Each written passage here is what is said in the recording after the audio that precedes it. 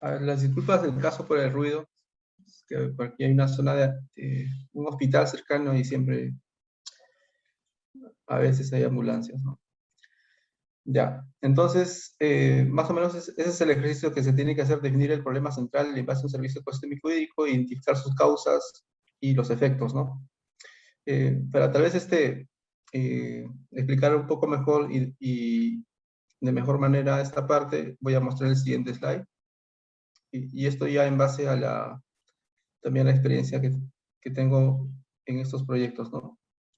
O sea, es muy importante que cuando se formulan esos proyectos en servicios ecosistémicos hídricos, se tenga en cuenta este criterio de la oferta y la demanda.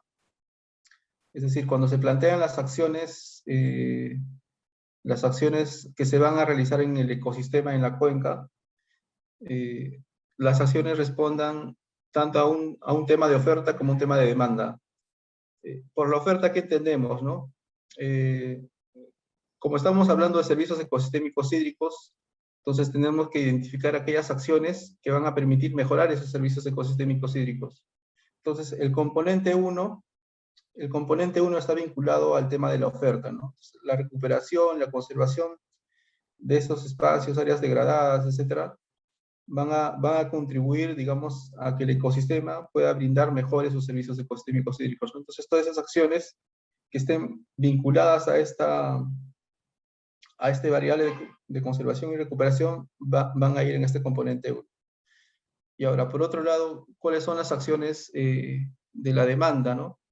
Los que demandan los servicios ecosistémicos hídricos son, pues, ¿no? La empresa, como les comentaba, las comunidades, la población, que indirectamente demandan estos servicios ecosistémicos hídricos, ¿no? No le mandan directo, pero sí de manera indirecta. Entonces, para, para esta Para este componente 2 se consideran las capacidades, ¿no? Capacidades para la sostenibilidad. Es decir, por ejemplo, si quieres hacer una capacitación en manejo de ganado ovino, capacitación en riego tecnificado, temas de sensibilización a la empresa de saneamiento, a la población de la zona urbana, todas esas acciones se pueden considerar dentro de este componente 2, porque es el componente, digamos, que está por el lado de la demanda, ¿no?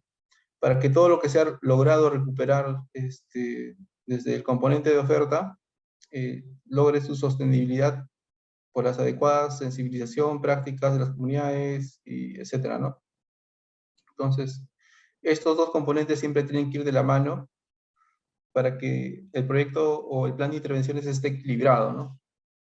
No es bueno de que un proyecto solamente tenga, digamos, o financie el componente 1 y se olvide el componente 2, porque si solamente financias todo el tema de recuperación, de cobertura vegetal, conservación, y no focalizas ninguna inversión para el tema de sensibilización, para el tema de capacidades, todo eso que se ha recuperado es muy posible que se pierda unos años después, ¿no? Porque la población está sensibilizada, porque las comunidades no saben cómo pastar el ganado, no saben cómo hacer el riego tecnificado, entonces todo eso se pierde, ¿no? Es muy importante que ambos vayan de la mano. Y el tercer componente, que es, digamos, los ojos del proyecto, el que te permite tomar decisiones, viene a ser todo lo que tenga que ver con la generación de información, ¿no? Todo el tema de los equipos de monitoreo, eh, el seguimiento a los acuerdos, el cumplimiento de estos convenios, todas esas acciones deben financiarse en este componente 3. O sea, es decir, esta es una recomendación, ¿no? No quiere decir que todos los proyectos tienen que tener tres componentes como lo muestro en este gráfico. Eh, el mensaje de este gráfico es que siempre se financien tanto componentes de oferta como componentes de demanda, que sea equilibrado, ¿no? Pueden ser 3, 4, 5, 6, eso lo decide el formulador, pero en la práctica y de acuerdo a los proyectos que he visto, son estos tres componentes los que primordialmente se repiten, ¿no? Y por eso es que en el árbol de problemas se está proponiendo estos tres componentes, ¿no? Y de que dentro de esos tres componentes se consideren a todas las acciones que se va a financiar con el proyecto. Ya, entonces, A ver, yendo ya al ejemplo del componente 1, por ejemplo, ¿no? En el componente 1, ¿qué se puede considerar? ¿No? El componente 1 se llama adecuadas recuperación del servicio ecosistémico de regulación hídrica. Entonces, todo lo que tenga que ver con mejorar las capacidades del ecosistema, de la oferta del servicio ecosistémico va a hacer eso, ¿no? Por ejemplo, una primera acción es el establecimiento de diques de contención de cárcavas, ¿no? Como se ha propuesto en Ayacucho, por ejemplo, ¿no? Eso permite a que, digamos, estas cárcavas no sigan creciendo producto de las lluvias, etcétera, ¿no? Porque las cárcavas luego generan, arrastran los sedimentos a las quebradas y bloquean el paso del agua y generan un conjunto de problemas en la regulación, ¿no? Eh, y acá tenemos otra acción similar eh, que tiene más o menos el mismo propósito, que es el aislamiento físico de cárcavas. Luego también las barreras de protección en collarines, también vinculadas para fortalecer el tema de que las cárcavas no sigan creciendo. Y otro tipo de acciones que también contribuyen al ecosistema es la clausura y cercado de pastos degradados. Bueno, hay muchas más acciones acá, hay acciones como el tema de plantación de ichu, plantación de geñua, collarines, instalación de collarines, eh, que pueden tranquilamente clasificarse dentro de este componente 1, ¿no? Estos son algunos ejemplos nada más.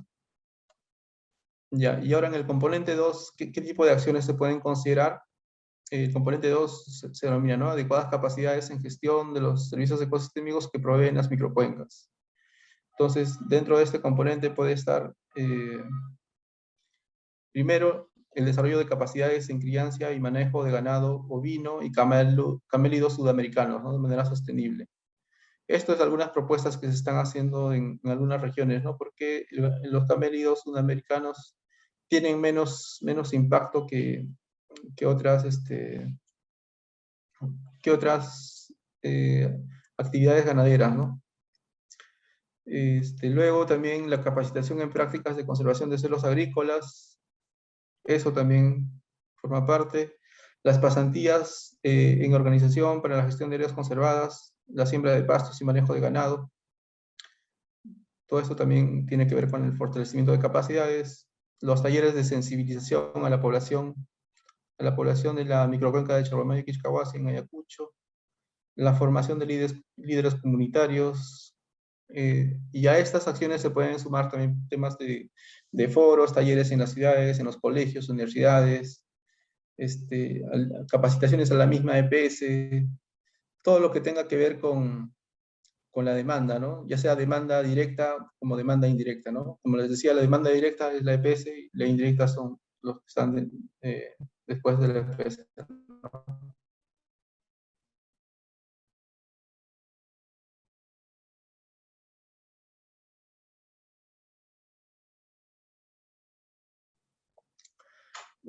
Por ejemplo, el recibo de agua, el recibo, ¿dónde está? ¿Dónde está? A ver, creo que mi internet está inestable. Un segundo. ¿Me están oyendo? Sí, ¿no? Estoy Sí, hablando solo. ingeniero. Ya, gracias, muchas gracias.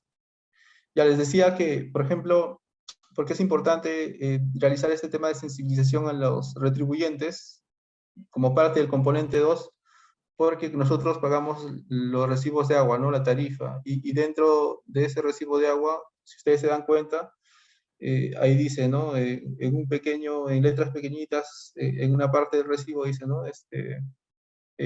Puede decir, si eres un ciudadano de Lima, que el 1% o 40 céntimos de lo que tú pagas está yendo a mecanismos de retribución, ¿no? En Moyobamba, un sol de lo que tú pagas está yendo a la inversión en las cuencas. Y así sucesivamente, ¿no? En otras regiones. Entonces, es muy importante que la población esté sensibilizada para que acepten el pago de esa tarifa, ¿no? Y se reconozca en los procesos de audiencia, se valide en los procesos de audiencia y se reconozca en los estudios tarifarios que luego ya los procesos de recaudación se dan a través de las facturas, ¿no? De agua, de recibos de agua. Entonces, es muy importante por eso que se sensibilice a la población, en las comunidades también, a la misma EPS también. Entonces, todo eso va por el lado del componente 2, ¿no? De la demanda. Ahora del componente 3. A ver.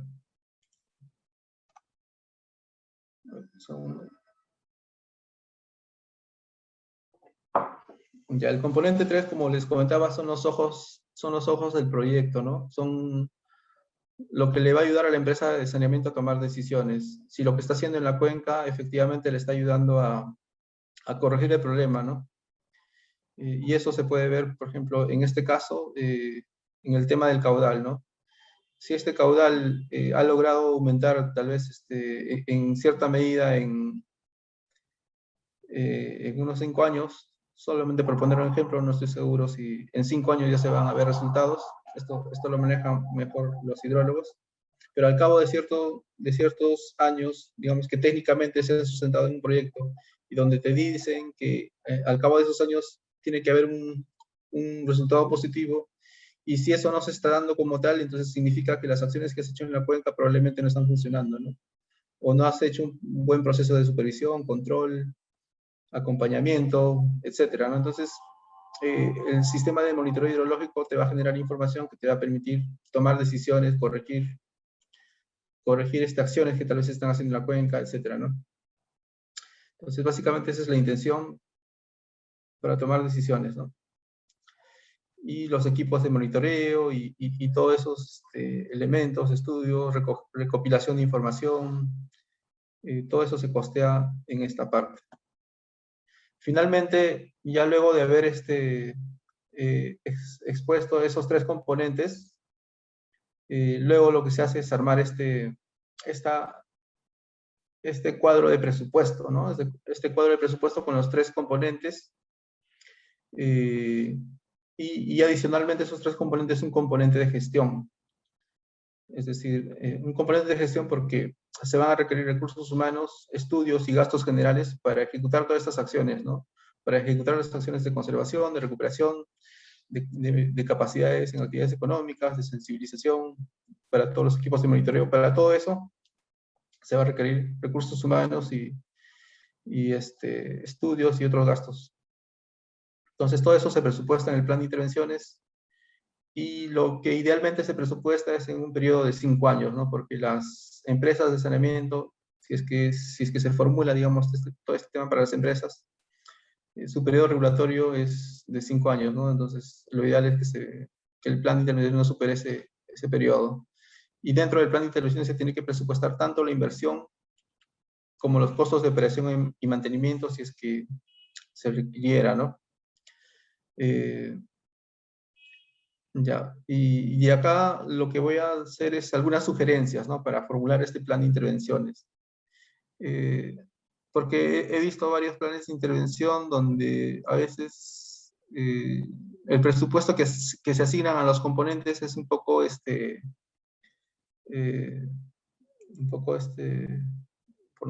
por llamarlo, exagerado, a veces un poco loco, tal vez, no sé cómo calificarlo, porque por ejemplo, ¿no? En este cuadro, el 54% del presupuesto está yendo al componente 1, ¿no? Al componente de la oferta. El 54% de toda la inversión, del 1,5 millones, se está yendo a esto, ¿no? Que es lo más importante, digamos, en la cuenca, ¿no? Recuperar todos esos espacios.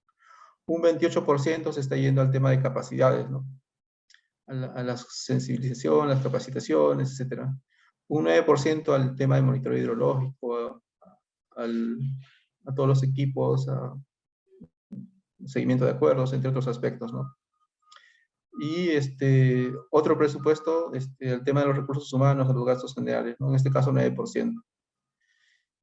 A veces uno ve un plan de intervenciones y se topa de que al tema de gestión de la intervención le están destinando un 40%, hasta 50% he visto, o sea, es decir, la mayor parte del presupuesto que recauda la empresa se va a recursos humanos y no a pago de consultores o estudios, gastos generales, en lugar de financiar la recuperación de la cuenca, fortalecer las capacidades de las comunidades, de las personas. Eso está mal, por ejemplo, evidentemente está mal porque no se puede hacer un plan de intervenciones de esa manera. Entonces, lo ideal es que en los dos primeros componentes se financie la mayor parte del presupuesto, y el componente 3 una parte menor, de acuerdo a las especificaciones de los equipos y a los temas de monitoreo y control que se requieran. Y el tema de gestión del proyecto debería ser menor, igual al 10%, ¿no? Eso por usos y costumbres y por recomendaciones también que en los proyectos de inversión maneja el Ministerio de Economía y Finanzas, ¿no? Se recomienda que esté alrededor de 10%, ¿no? Para que digamos que sea un presupuesto equilibrado.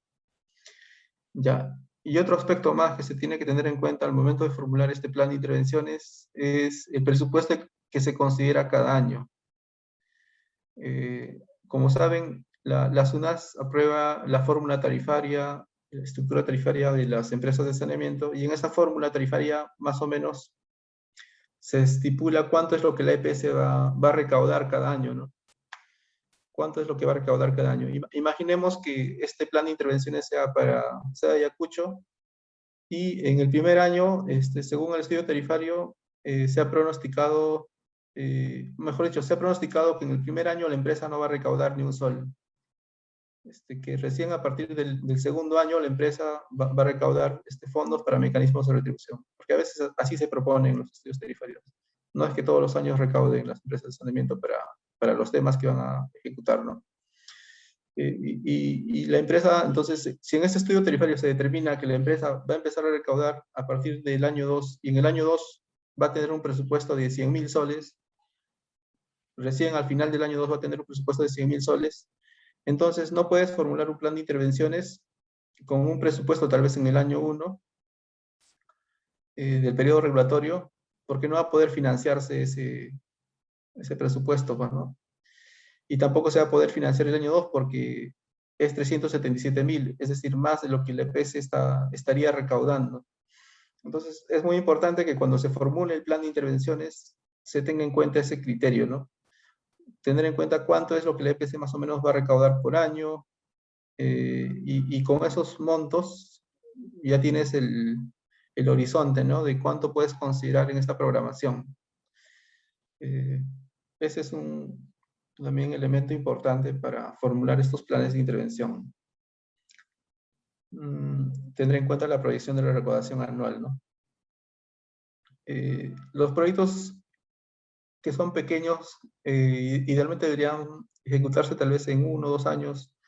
Por ejemplo, los de Cusco casi todos se han financiado en un año, o sea, más o menos 12 meses.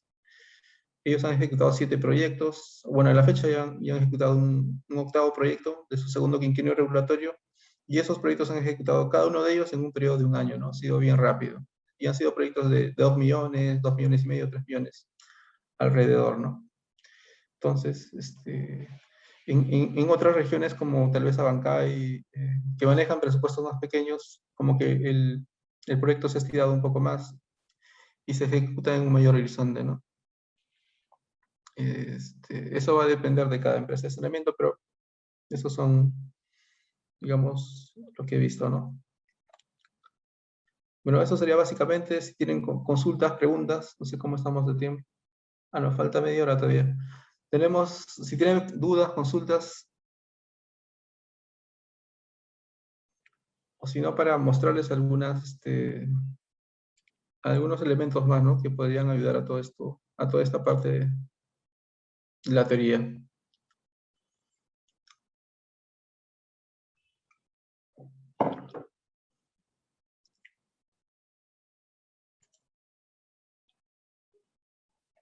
¿Hay consultas, preguntas sobre el plan de intervenciones?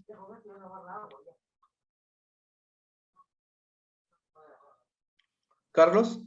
Una consulta, ingeniero. Sí. Jorge. Adelante. A mí me interesa seguir indudablemente desde el punto de vista de lo que representa. Voy a hablar como parte de lo que representan las energías, y estamos hablando de todas, ¿eh? Las energías que tienen efectos, las potenciales y aquellas que de alguna manera van siendo materia de ser utilizadas y no las conocemos. Siempre hemos hablado en términos de equilibrio en el desarrollo, que en el gran concepto de la cuenca tenemos que considerar económica, social y de repente hasta políticamente la gestión de desarrollo territorial. Estas acciones que son muy loables siempre están concentradas en lugares donde ha habido un diagnóstico y se dice, bueno, hay que trabajar, ha habido el interés, se ha hecho la consulta, se ha hecho el trabajo y se ha arribado a términos como estos. Sin embargo, yo sigo creyendo, por lo menos en mi particular punto de vista, de que deberíamos tratar de alguna manera que estos componentes también se asocien al cambio climático. ¿Por qué? Porque estamos teniendo intervenciones en el desarrollo territorial muy pequeños, digamos, desde el punto de vista territorial, pero muy grandes desde el punto de vista de todo lo que es su impacto. Valdría la pena que, de alguna manera, para más adelante, podamos tener la suerte de tener indicadores de esa naturaleza. Dígame, ¿usted económicamente cree que puede ser posible?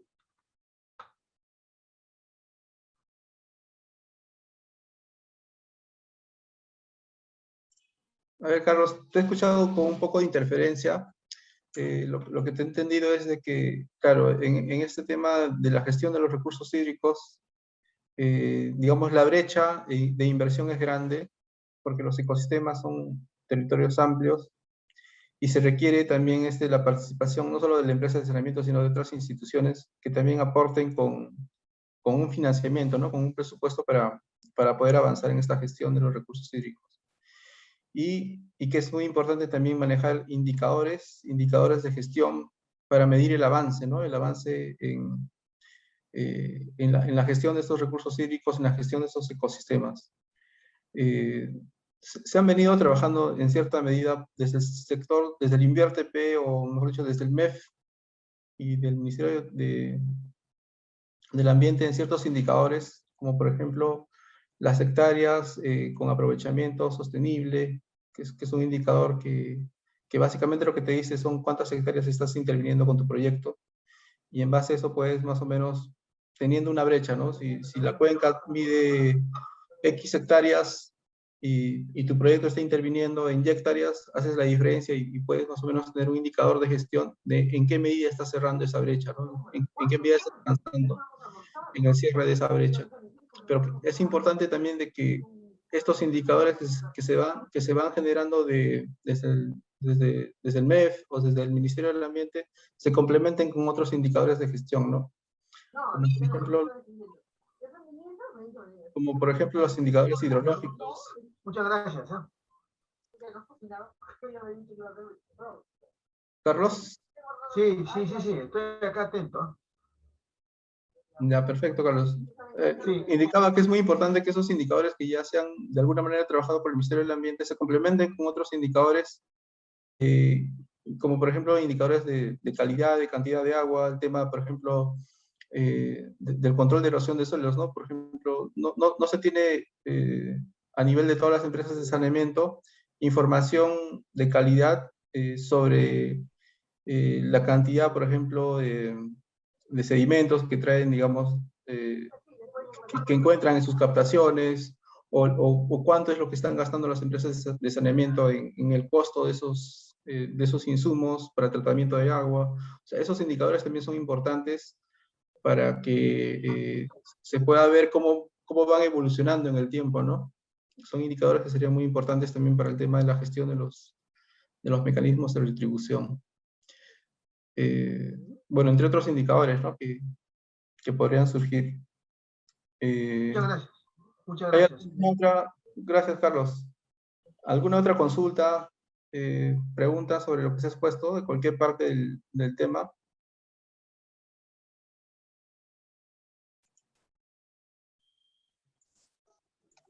Ingeniero, una consulta.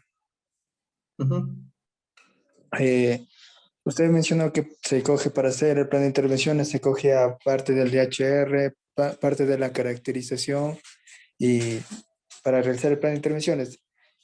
No se puede saltear un paso si no, por ejemplo, si no se ha hecho la caracterización, no se puede hacer el plan de intervenciones. Ya, excelente. Ya, sobre esa pregunta, idealmente se tiene que abarcar todos esos otros elementos, ¿no? Porque de lo contrario, o sea, si bien sí se puede hacer un plan de intervenciones, pero también hay riesgos de que ese plan de intervenciones no sea sostenible. Por ejemplo, en los primeros proyectos que se hicieron en Cusco, los primeros proyectos que financió la EPS, claro, para ese entonces todavía no se había desarrollado toda la normativa de los mecanismos de distribución, no se tenía una directiva, la empresa, digamos, no tenía todos estos procesos, ¿no? Establecidos en algún documento de qué cosas tenía que considerar al momento de formular y ejecutar sus proyectos. Entonces, lo que financió en un principio fue, por ejemplo, proyectos de saneamiento básico, que si bien ayudaban a la población, etcétera, pero eran básicamente una actividad, ¿no? Instalar servicios higiénicos a las comunidades que vertían, digamos, estos residuos domésticos a la laguna y estaban afectando el tema de la calidad del agua de la laguna, ¿no? Que, dicho sea de paso, eh, esa laguna era una de las principales fuentes de Seda Cusco, ¿no? Entonces, y cierta parte de la población, de las comunidades, en ese proceso no estaba tan contenta con el proyecto porque no se estaba beneficiando, ¿no? Porque decían, la EPS está financiando o está apoyando a ciertas comunidades, está beneficiando a unas y a otras no. O la comunidad dice, no, yo quiero un proyecto en tema de ecoturismo, quiero un proyecto en temas de agricultura orgánica, etcétera, ¿no? O sea, porque eso también estaban demandando allá. Y la EPC no estaba financiando en ese entonces ese tipo de proyectos.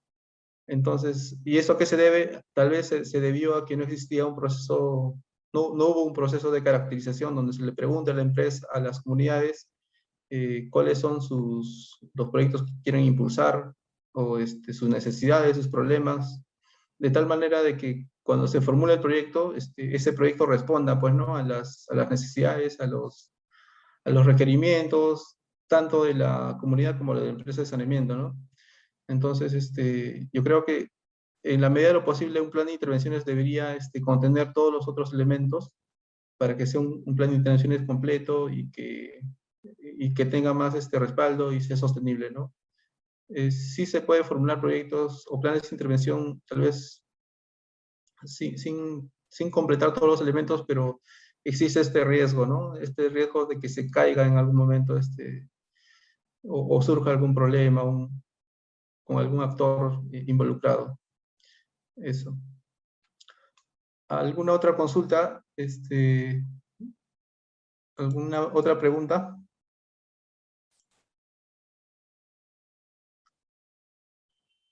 Ya, me gustaría aprovechar estos momentos también para, en base a la experiencia, comentarles algunos elementos que también son importantes. ¿Alguien levantó la mano? Escucho un... Yo quería hacer una consulta. Sí, Rafael. En caso no exista una EPS en un área, sino que el proveedor del servicio de agua potable sea la municipalidad, ¿cómo se articularían las operaciones en ese caso? Ya. Claro, la normativa que estaba explicando Rafael, ¿cierto? Sí.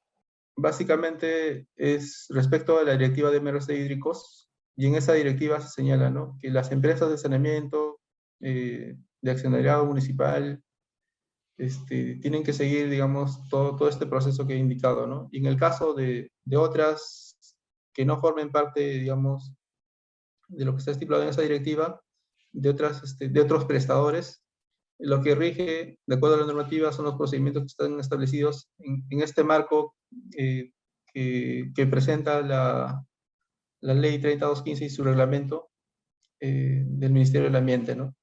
Que es, digamos, un marco normativo que incluso engloba todo lo que es las normas del sector saneamiento, ¿no? Entonces, se tendría que utilizar esos procedimientos, aunque ya como una opinión desde mi punto de vista, estos procedimientos que se han presentado y que lo están aplicando las empresas de saneamiento también tranquilamente pueden ser utilizados por una municipalidad. O sea, es decir, la municipalidad tendría que hacer un diagnóstico hídrico rápido, hacer la caracterización de contribuyentes, el sistema de monitoreo. Pueden hacer los mismos elementos, ¿no? Promover una plataforma, elaborar un plan de intervenciones. Tranquilamente podrían seguir todos estos mismos procedimientos y elaborar su plan de intervenciones y ver la modalidad que más se adapte a la municipalidad para que pueda ejecutarla, ¿no? Claro, respecto a las modalidades, si bien se han establecido en la directiva de las empresas de saneamiento que ellos pueden ejecutar por proyectos, bienes y servicios, contratos con comunidades y convenios con Perforampe, y eso tal vez en esta parte tal vez no está establecida así para otras instituciones. Igual existen múltiples modalidades para que puedan ejecutar proyectos, o sea, es decir, no tiene que estar necesariamente en alguna norma estipulada, ¿no? Todas las instituciones y sobre todo instituciones como las municipalidades ya manejan de por sí ciertos procedimientos para ejecutar ciertos proyectos, ¿no? Ellos también son expertos ejecutando proyectos de inversión pública en algunos casos, o también ejecutan bajo bienes y servicios, es decir, pueden utilizar esos mecanismos que ya tienen para adecuar el plan de intervenciones a esas modalidades, ¿no? Y ejecutar lo que se estipule en estos documentos. Esa sería una opinión, ¿no? Desde mi parte. ¿Alguna otra consulta? Ya, bueno, ya que no hay otra consulta, quiero aprovechar también para, en los minutos que quedan, para enfatizar en algunas variables que son importantes y que al momento de trabajar con las empresas de saneamiento, a veces son problemas con los que nos topamos, ¿no? Entonces, lo voy a mostrar en el siguiente slide, que es un slide de apoyo que estoy considerando. Ya. O sea, esta función de mecanismos de retribución es una función relativamente nueva, ¿no? Es una función que se establece en el Decreto Legislativo 80 en el 2016, y a partir de ahí se dice a las empresas que tienen que implementar mecanismos de retribución. Y las empresas de saneamiento, tradicionalmente, siempre han visto proyectos grises, básicamente, ¿no? Proyectos de conexiones, tuberías, plantas de tratamiento, reservorios, ese tipo de proyectos grises, ¿no? Principalmente.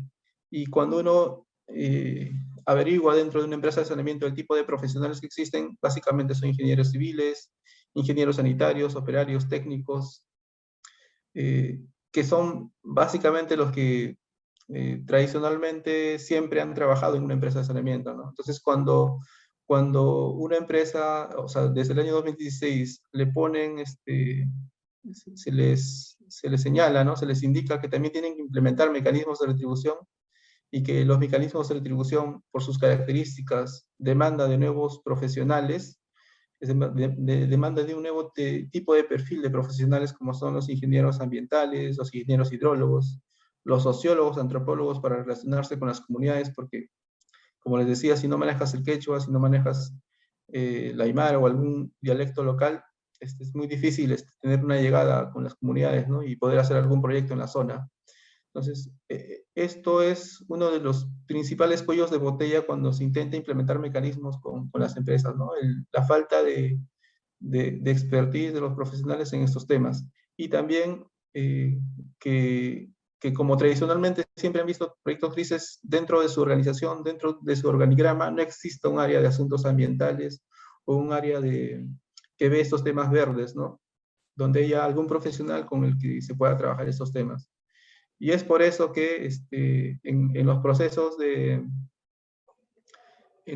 implementación de mecanismos, es muy útil apoyar a las empresas en contar con este tipo de perfiles, de expertices, ¿no? Con el apoyo, por ejemplo, tal vez de la universidad, de alguna organización externa, que los apoye a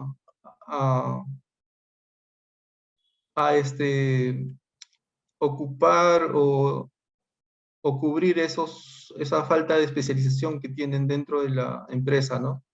Y por eso, en este caso del gráfico que les muestro, por ejemplo, Abancay lo que hizo es, en vista de esta problemática que se topó, ¿no? Porque no podía implementar mecanismos, no sabía cómo hacerlo. Entonces, la salida que vio el gerente general es crear un área de asuntos ambientales dentro de la gerencia de operaciones y incorporar a un profesional, ¿no? Un coordinador de MERES, un coordinador de mecanismos de retribución, para que se encargue de articular con las distintas instituciones el tema, con las comunidades, con las UNAS, con el MINAM, de tal manera de que haya un puente, un intermediario, ¿no? Entre la EPS y todas las demás instituciones.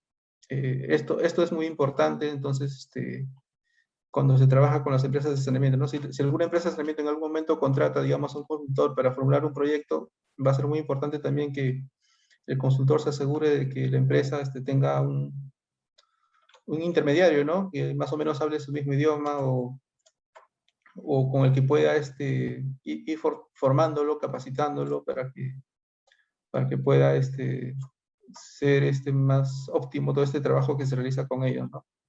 Esa es una lección, digamos, que se ha aprendido en Abancay, ¿no? Y en algunas otras empresas ya se viene trabajando la creación de un programa o simplemente la contratación de profesionales que vean estos temas, ¿no? Esto es muy, muy importante. Bueno, si no hay alguna pregunta adicional, entonces le daría el paso a Adriana, para ir cerrando tal vez. O que levante la mano el que tenga alguna consulta adicional.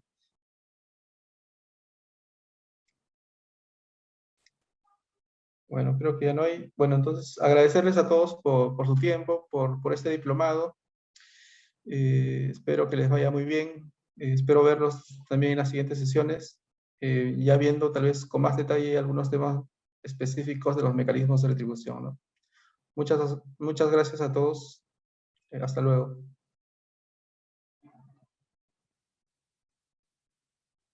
Muchas gracias. Muchas gracias, profesor William. Gracias, ingeniero, muy amable. Hasta mañana.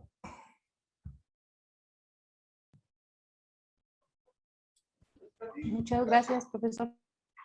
Muchas gracias.